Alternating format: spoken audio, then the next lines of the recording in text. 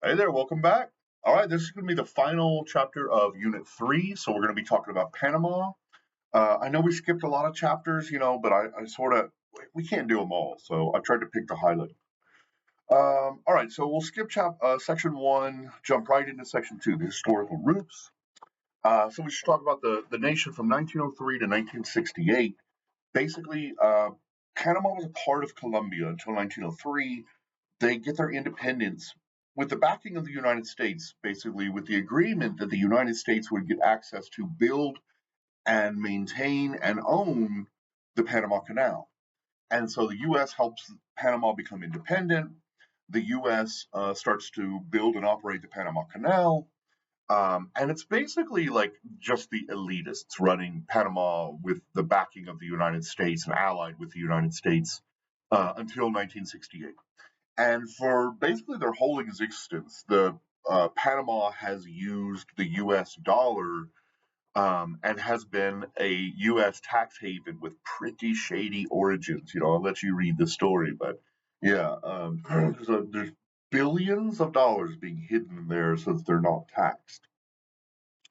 In 1968, the military takes over, and the U.S. again backs the military, and so the military takes over. They're there for 21 years until 1989.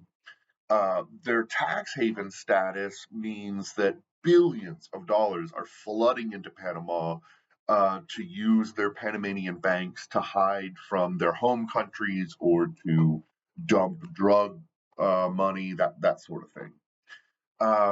In 1979, Jimmy Carter is in negotiations with the military, and he gets the military to agree to give the government back to civilian control in exchange for getting full ownership of the Panama Canal at the turn of the millennium, basically at the end of 1999.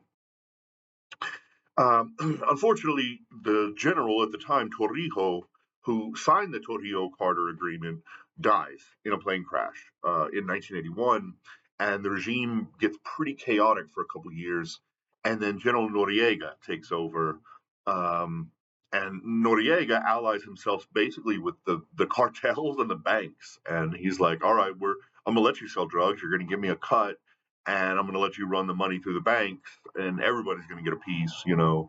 Um, Noriega tries to rig the elections of 1989, but the opposition was doing so well that we've seen this a few times, and this happens a lot actually, where when you're a dictatorship, nobody's going to say I'm going to vote for the opposition, right? That's a dumb thing to say, and so you always say I'm going to vote for the dictator, and so the dictator thinks, oh shit, I'm going to win 90%. People love me, and then when the actual voting happens, they're like, we don't like you. So yeah, that happens a lot. So in 1989, he's losing, and he basically shuts down the elections, and the U.S. invades and returns power back to the Panamanian civilians, and Panama has been a civilian democracy ever since. Um, Once Noriega's kicked out, they demilitarize, and this is kind of interesting aspect of a couple of Latin American states, like Costa Rica, also is highly demilitarized. I don't think they have any military. Panama is highly demilitarized and mostly focuses on policing. Um, and they made this decision for a couple reasons. The first is that they kind of looked around and went, "Oh shit, everything's destroyed. The U.S. destroyed our entire military infrastructure when they invaded in 1989, right?" They also had massive looting, and so they needed internal security rather than external security. And they decided at that point the military has to be separated from a party, right, and from politics in general. It needs to be professionalized. And when it comes to their electoral politics, they've had legitimate elections since 1990. They have pretty weak parties. They have a really weak left wing because of their sort of culture of merchanting, right? They're right there. They have so much of their economy is based on trade. So they've always had a highly capitalistic sort of viewpoint.